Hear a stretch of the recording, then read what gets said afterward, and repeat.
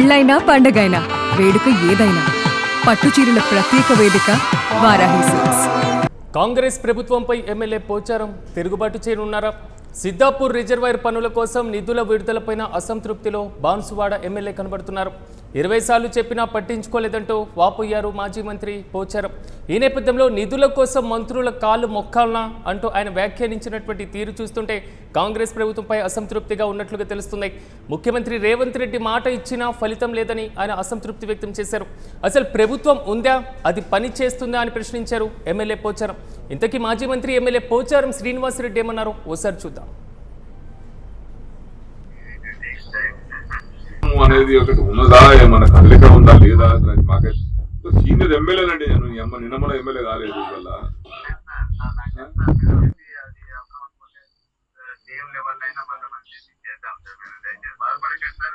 CM గారు 20 సార్లు చెప్పిన సీఎం గారికి.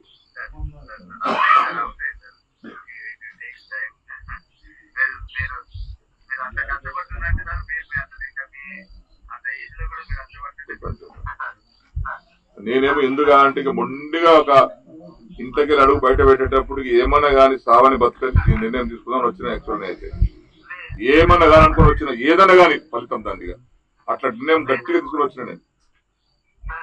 ఏం సార్లు చేయాలండి చేసిన ఫోటో లేపి మేము కొత్తసారి చూస్తున్నాను. నేను మంత్రి చేసిన 20 ఏళ్ళు అమ్మ ఇట్లా ఫోన్ చేస్తే లేపుతుంటే రాత్రి 1 గంట చెప్తుంటే నేను అది ఎమ్మెల్యే ఫోన్ లేపారండి వీళ్ళు. ఈ అమ్మ దరిద్రం పాడైపోయి మేము పండగ చేస్తామండి. ఫోన్ ఏమన్నా మజాకు చేస్తామా తమాషగా చేస్తామా ఏమన్నా? అందరిలా కూడా కాదు కదా. నేను నాకేమైనా స్వార్థం కోసం నాకు ఆ పైరు చేయి ఈ పైరు చేయి నాకు అదని చెప్తాను కాదు కదా. ప్రజల కోసం ఫోన్ చేస్తాను నేను. ఇక మాలాంటి వాళ్ళకు కూడా రెస్పాన్స్ లేకపోతే ఎందుకండి ఇంకా ఈ రాజకీయం పాడైపోయింది, దరిద్ర రాజకీయం. నా నిర్ణయం వేరే ఉండే. నా నిర్ణయానికి ఇలా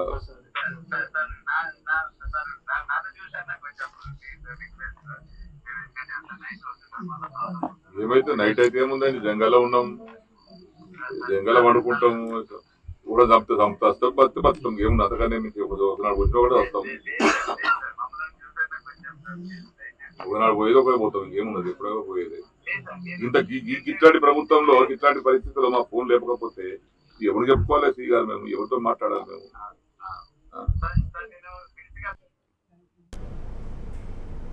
సో ఇది ఎమ్మెల్యే పోచారం చేసినటువంటి కామెంట్స్. అసలు ప్రభుత్వం ఉందా, అది పని చేస్తుందా అంటూ ఆయన ఇచ్చినటువంటి స్టేట్మెంట్ ఏదైతే ఉందో కొంతవరకు కలకలం రేపుతున్న పరిస్థితులు కనబడుతున్నాయి. ప్రధానంగా ముఖ్యమంత్రి రేవంత్ రెడ్డి మాట ఇచ్చినా ఫలితం లేదు, అధికారులు మా ఫోన్లే లిఫ్ట్ చేయడం లేదంటూ కూడా ఆయన అసంతృప్తి వ్యక్తం చేశారు. నిధుల కోసం మంత్రుల కాళ్ళు మొక్కాలనా అంటూ కూడా ఆయన చేసినటువంటి కామెంట్ కొంతవరకు హల్చల్గా మారుతుంది. ఇక ఇదే అంశంపై మరింత సమాచారం మా ప్రతినిధి క్రాంతి అందిస్తారు. క్రాంతి, చెప్పండి ఓవరాల్గా మాజీ మంత్రి ఎమ్మెల్యే పోచారం శ్రీనివాసరెడ్డి చేసినటువంటి కామెంట్స్. 20 సార్లు ఫోన్ చేసినా 20 సార్లు చెప్పినా పట్టించుకోలేదు, అసలు ప్రభుత్వం ఉందే అది పనిచేస్తుందా అని ఆయన చేసినటువంటి ఒక స్టేట్మెంట్ ఏదైతే ఉందో కొంతవరకు కలకలం రేపుతుంది. అంటే అధికారుల్లో చలనం లేదు, సో పూర్తి స్థాయిలో మాజీ మంత్రులు ఫోన్ చేసినా పట్టించుకోవడం లేదంటూ కూడా ఆయన ఘాటుగా వ్యాఖ్యానించినట్లుగా తెలుస్తున్నాయి. పూర్తి అప్డేట్స్ సెట్.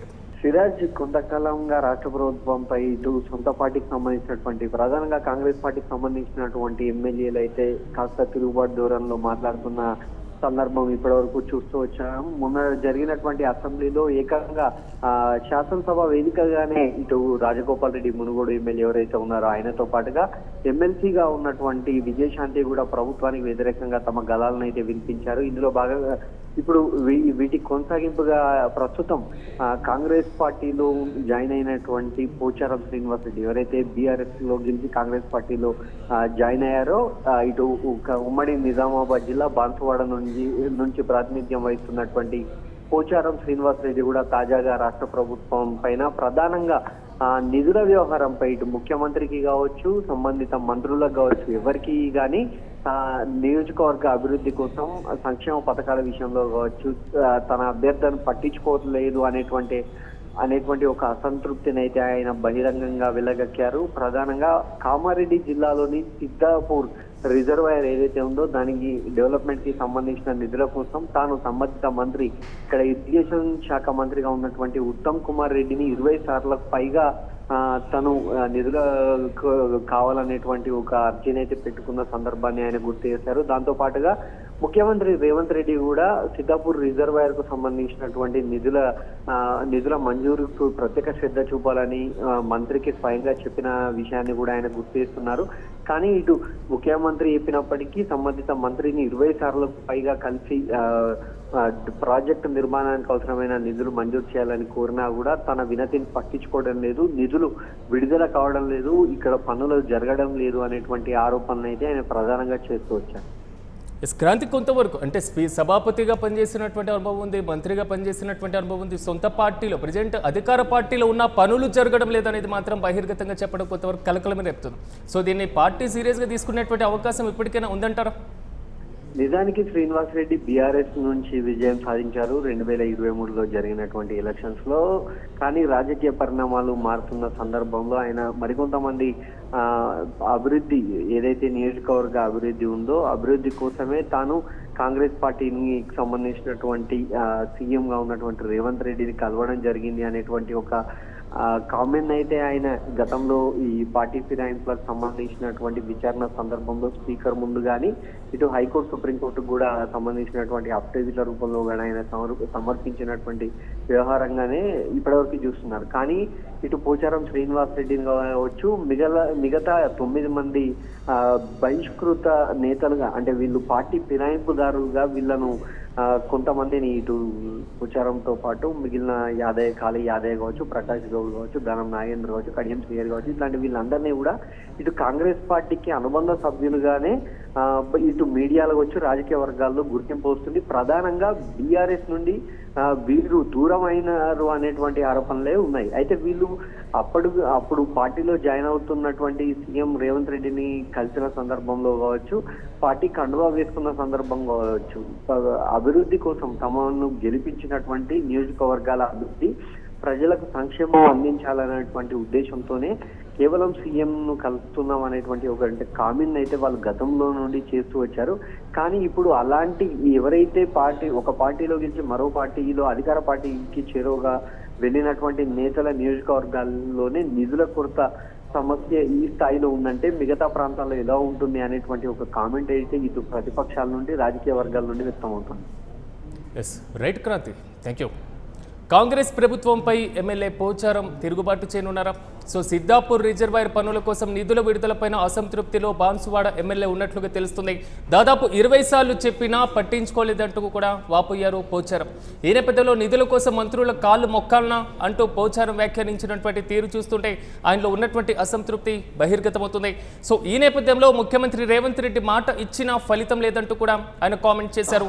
అసలు ప్రభుత్వం ఉందా, అది పని చేస్తుందా అంటూ కూడా మాజీ మంత్రి ఎమ్మెల్యే పోచారం వ్యాఖ్యానించినటువంటి తీరు చూస్తున్నప్పుడు సో ఏదైతే ప్రతిపక్ష పార్టీలో నుంచి అధికార పార్టీలో చేరికకు సంబంధించినటువంటి అంశం, సో అది స్పీకర్ తీసుకున్నటువంటి నిర్ణయం. ఈ మొత్తం అంశాలను బేరీజ్ వేసుకున్న తర్వాత, ఈ మొత్తం పరంపర పరిశీలించిన తర్వాత సో పూర్తి స్థాయిలో కాంగ్రెస్తో సానుకూలమైనటువంటి సంబంధాలు ఏర్పాటు చేసుకున్నటువంటి నియోజకవర్గాల్లోనే అభివృద్ధికి సంబంధించినటువంటివి పెండింగ్లో ఉండడం, అధికారులు ఫోన్ లిఫ్ట్ చేయకపోవడం, ఈ మొత్తం మీద మాత్రం బాన్సువాడ ఎమ్మెల్యే అసంతృప్తిగా ఉన్నట్లుగా తెలుస్తుంది. ఇక ప్రతిపక్ష పార్టీకి సంబంధించినటువంటి ఎమ్మెల్యేల నియోజకవర్గాల్లో అభివృద్ధికి సంబంధించినటువంటి నిధులపైన కూడా సో వరుసగా కామెంట్స్ వస్తున్నటువంటి పరిస్థితి. ఇప్పటికే విజయశాంతి యొక్క కామెంట్స్ మనం చూసాం, జీవన్ రెడ్డి పార్టీ మారినటువంటి పరిస్థితులు చూసాం. సో కాంగ్రెస్ ప్రభుత్వంపై తాజాగా మాత్రం ఎమ్మెల్యే పోచారం శ్రీనివాస్ రెడ్డి పూర్తి స్థాయిలో మాత్రం తిరుగు బావుట ఎగరవేశారనేది మాత్రం చాలా స్పష్టంగా అర్థమవుతుంది.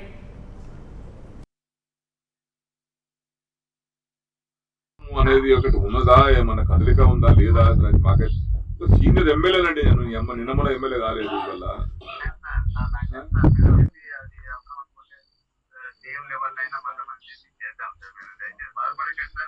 సీఎం గారు 20 సార్లు చెప్పిన సీఎం గారికి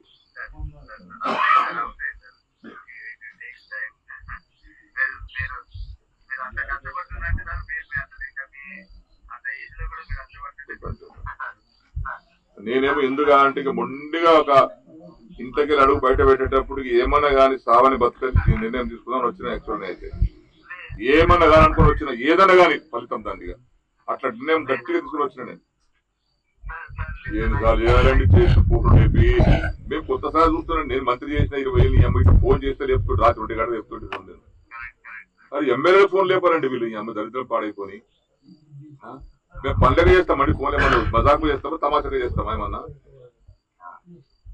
అందరిలా కూడా కాదు కదా. నేను నాకేమైనా స్వార్థం కోసం నాకు ఆ పైరు చేయి ఈ పైరు చేయి నాకు అదని చెప్తాం కాదు కదా. ప్రజల కోసం ఫోన్ చేస్తాను నేను. ఇక మాలాంటి వాళ్ళకు కూడా రెస్పాన్స్ లేకపోతే ఎందుకంటే ఇంకా ఈ రాజకీయం పాడైపోయింది. దళిత రాజకీయం నా నిర్ణయం వేరే ఉండే. నా నిర్ణయానికి ఇలా